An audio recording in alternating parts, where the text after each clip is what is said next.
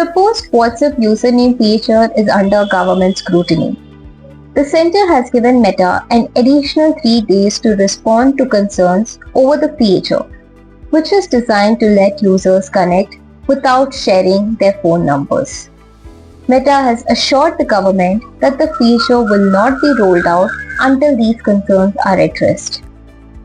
Officials from the Ministry of Electronics and Information Technology have raised concerns over digital security, warning that usernames could make it easier for fraudsters to impersonate celebrities, government officials, and other public figures. Cybersecurity experts have also flagged the risk of rising online scams. The concern comes after cyber frauds, including digital arrest, reportedly caused losses of nearly 22,500 crore rupees in 2025. Meta has said it has built multiple safeguards into the feature.